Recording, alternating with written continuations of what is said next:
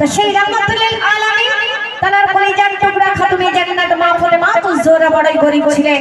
তানার দুই নওসা ইমাম হোসেন আর হাসান খোদার জ্বালা সহ্য করতে পারলেন না। মা ফাতেমার কাছে সে অনুরোধ করছে, আমার আম্মা জান ফাতেমা, আমরা খোদার জ্বালা সহ্য করতে পারি না, আমাদের কিছু খেতে দাও। তো মা ফাতেমার বাড়ি থেকে তখন অন্ন বলে কিছু ছিল না। 2-3 দিন 4 দিন মা ফাতেমার খাওয়া হতো না। কেমন হালে মা ফাতেমা তার সন্তানকে সান্ত্বনা দিচ্ছে, কবি ছন্দের মাধ্যমে লিখছে, দেখো। আজ নবী নন্দিনী মা ফাতেমা সুধায়, আজ নবী নন্দিনী মা ফাতেমা সুধায়, বাপের বাড়িতে যেতে গোছায়। আজ নবী নন্দিনী মা ফাতেমা সুধায়, বাপের বাড়িতে যেতে গোছায়। চাল আটা কিছু আনিবে বলে এই ভেবে ফাতেমা আজ নবী নন্দিনী মা ফাতেমা সুধায়। ইমাম হোসেন হাসান মায়ের কাছে সান্তনা করে কাছে, আমার আম্মা জান, আমরা খোদার জ্বালা সহ্য করতে পারছি না। মা ফাতেমা কি বললেন, নিজের ঘরে কোনো খাবার ছিল না বলে নিজের জিভখানে চুষিয়ে চুষিয়ে দুই সন্তানকে ঘুম পাড়িয়ে দিলেন। কবি বলছে, দেখো। হাসান হোসেন কাঁদে খোদার জ্বালায়, মা ফাতেমা কয় বাবা আয় কাছে আয়। হাসান হোসেন কাঁদে খোদার জ্বালায়, মা ফাতেমা কয় বাবা আয় কাছে আয়। আলীর দুটি লাল তখন খোদার জ্বালায়, মা ফাতেমার জিভখানে চুষে চুষে খায়। আলীর দুটি লাল তখন খোদার জ্বালায়, মা ফাতেমার জিভখানে চুষে চুষে খায়। আর জিভে চুষে দুই ভাইয়ের ক্ষুধা মেটে যায়, ও জিভে চুষে দুই ভাইয়ের ক্ষুধা মেটে যায়। মা পাটাতে খোদার কাছে শুকর করে আদায়। আজ নবী নন্দিনী মা ফাতেমা সুধায়, বাপের বাড়িতে যেতে গোছায়। আজ নবী নন্দিনী মা ফাতেমা সুধায়, বাপের বাড়িতে যেতে গোছায়। চাল আটা কিছু আনিবে বলে এই ভেবে ফাতেমা আলীকে সুধায়। আজ নবী নন্দিনী মা ফাতেমা সুধায়। হযরত আলী খাতুনে জান্নাত মা ফাতেমার স্বামী, তিনি সারাদিন পরে সামান্য কিছু আটা আনলেন। সেই আটা থেকে মাসুম সন্তান ইমাম হোসেন হাসান আম্মা জানের গলা ধরে বারবার অনুরোধ করেছে, আম্মা জান, ওই আম্মা জান যা আটা এনেছো এই আটায় আমাদের রুটি করো, চলো আমরা সবাই মিলে সেই আটায় রুটি খাবো। মা ফাতেমা কি করলেন, দুই সন্তানকে নিয়ে সেই আটায় রুটি তৈরি করেছিলেন। 3খানা রুটি হয়েছিল মাত্র। আল্লাহ রাব্বুল আলামিন মা ফাতেমার দরবারে একটা ভিখারি এসে হাজির হলেন। আমার মা ফাতেমা জোরা, তিনি কোনোদিন খালি হাতে কোনো ভিখারিকে ফিরিয়ে দেন না। 3টে রুটি থেকে একটা রুটি খাইয়ে দিলেন। এই দৃশ্য দেখে জিবরিল আমিন থাকতে পারলেন না। কি ঘটনা ঘটছে কবি লিখছে দেখো। সারা দিনে পরে আলী ঘরেতে ফিরে আটা কিছু আনিলো হাতে করে। সারা দিনে পরে আলী ঘরেতে ফিরে আটা কিছু আনিলো হাতে করে। দেখে হাসান হোসেন মায়ের গলা ধরে বলে তাড়াতাড়ি আনো মা রুটি করে।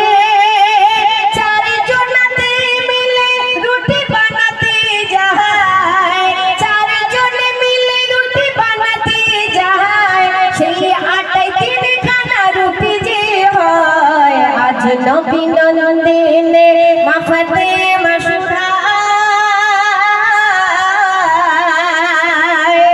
আল্লাহ রাসূলের বেটি খাতুনে জান্নাত মা ফাতেমা তুজোরা যখন তিনখানা রুটি নিয়ে খেতে বসবে, ভিখারি মা ফাতেমার দরবারে মা ফাতেমা কি করলেন?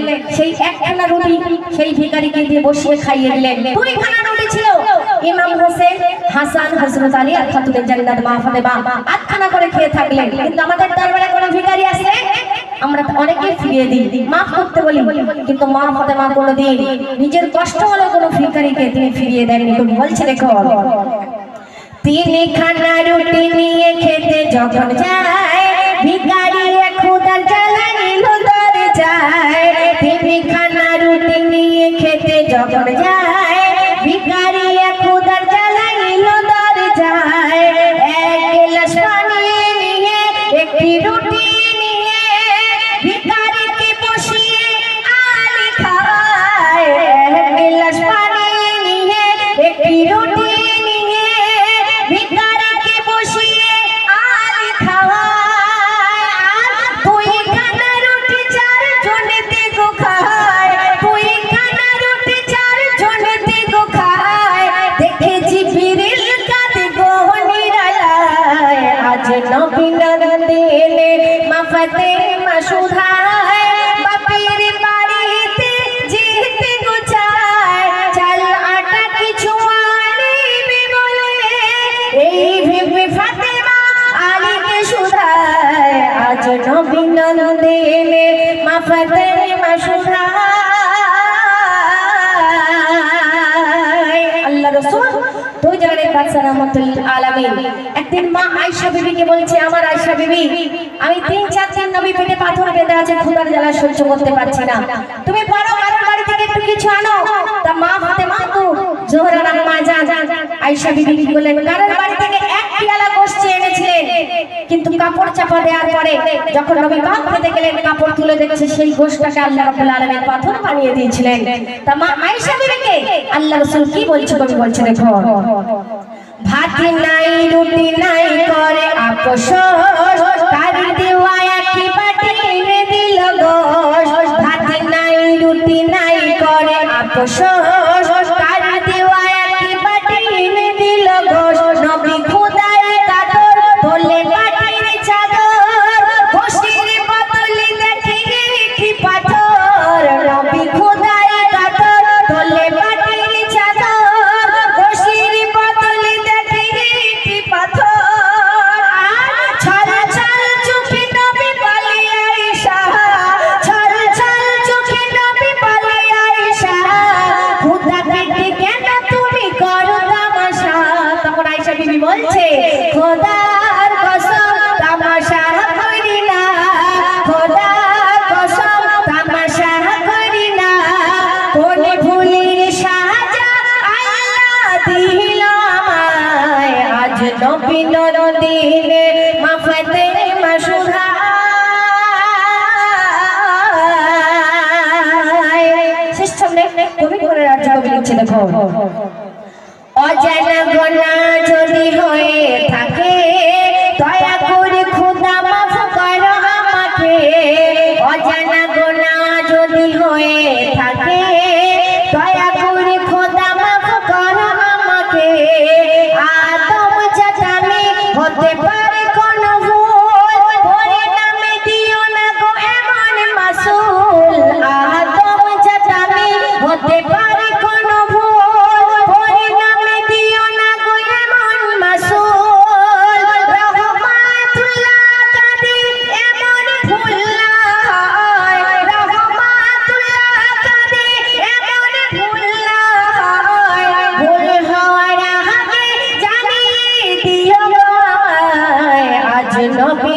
নন্দেন মা ফাতেমা সুধায় বাপির বাড়িতে যেতে গোছায় চাল আটা কিছু আনিবি বলে এই ভেবে ফাতেমা আলীকে সুধায় আজ নবী নন্দেন মা ফাতেমা